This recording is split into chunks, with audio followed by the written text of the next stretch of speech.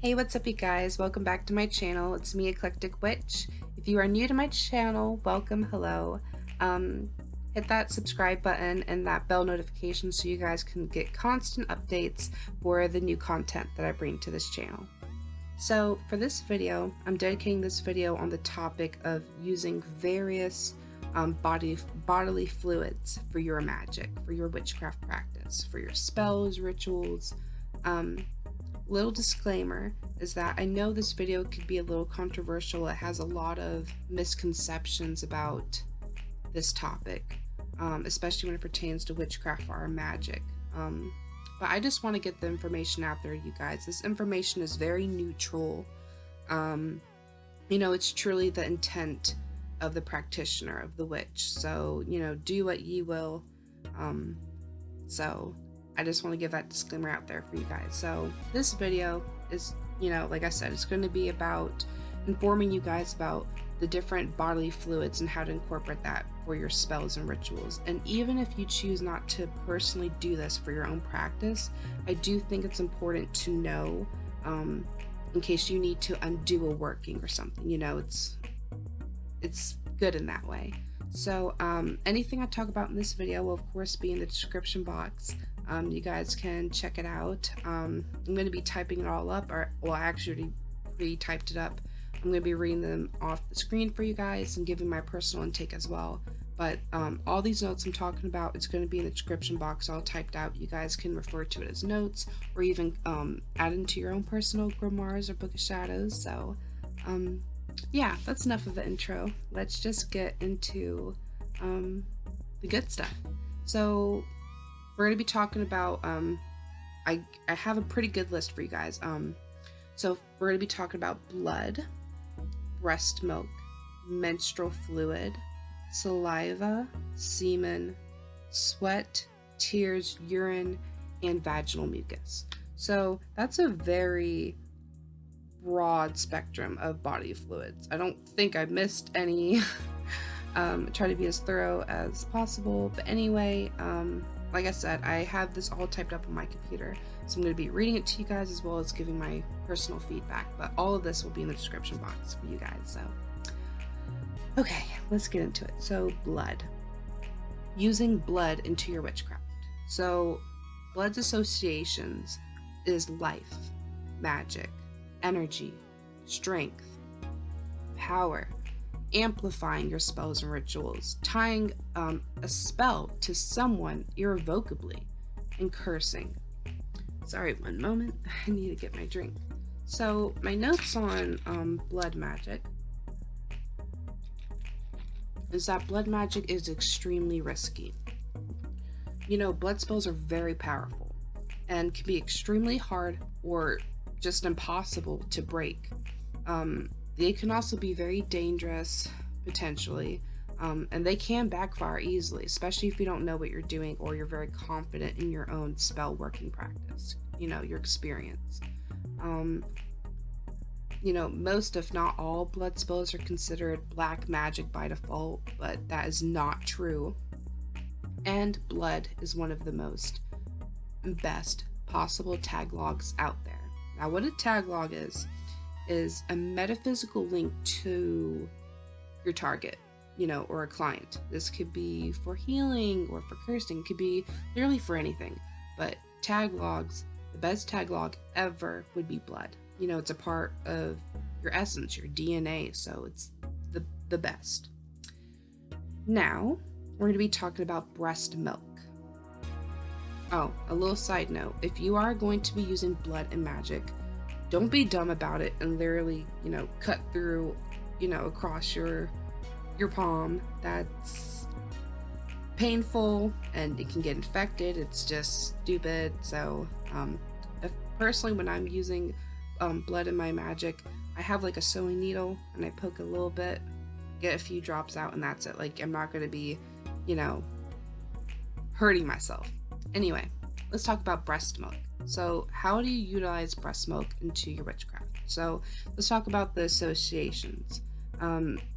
Breast milk is connected to maternal and paternal love, growth, femininity, nurturing, feeding, replenishing, cleansing, the divine feminine, children, and childbirth. Now, my notes for this is that it's very commonly used in spells related to the divine feminine and other goddesses.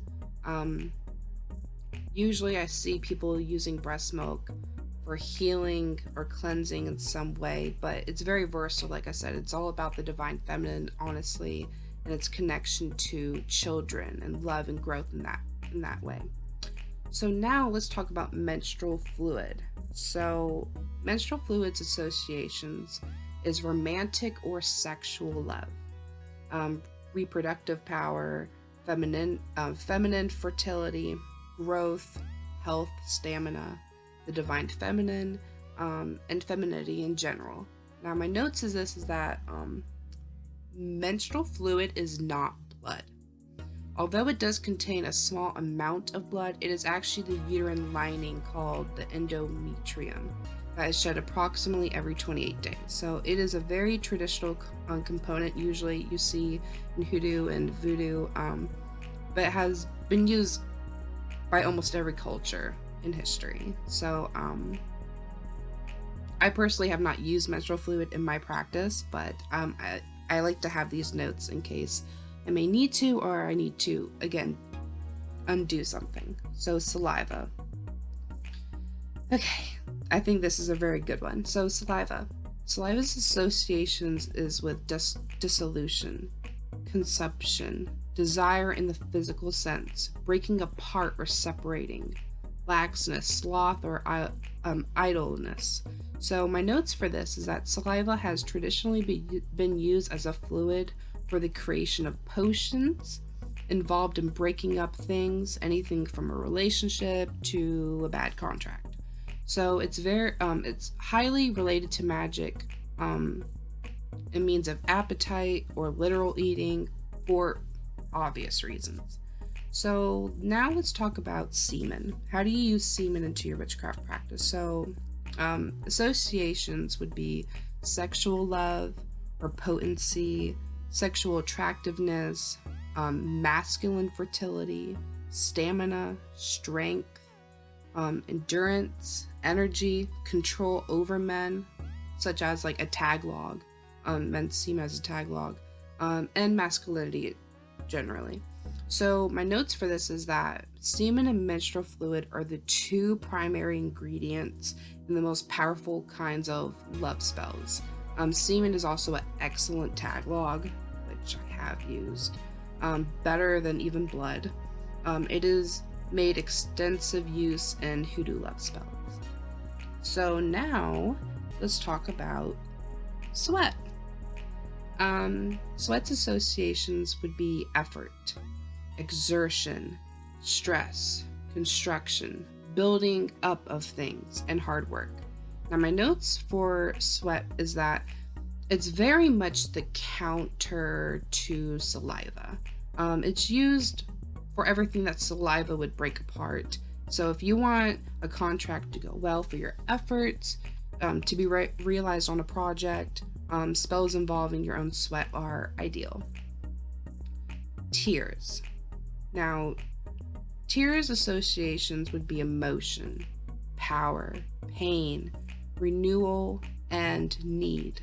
My notes for this is that tears are the product of intense emotion. Therefore, it's very strong, potently, energetically, and therefore are perfect for any spells that involve emotionally or mental exertion. Tears are actually very, very useful also for releasing intense energies from yourself, whether it be for a self-love spell or, like I said, releasing. That's why I personally use tears for. Now, using urine in your witchcraft. So urine's associations would be cleansing, washing away, purification, luck, health, happiness, vitality, sexual magnetism, not necessarily love. Now, my notes is for urine is that urine is usually used in luck spells, or spells related in the cleansing of jinxes or hexes, It is said that urinating to the ocean is also a good way to cleanse yourself of negative magic. So to say. I have used, well, not me personally, I have advised others to use pee for the removal of jinxes and hexes before, and that has worked, so they say. So now the last bodily fluid I'm going to talk about with you guys is vaginal mucus. So vaginal mucus associations would be love, sex, sexual magnetism, pleasure, power, control, health, good fortune, and of course the divine feminine.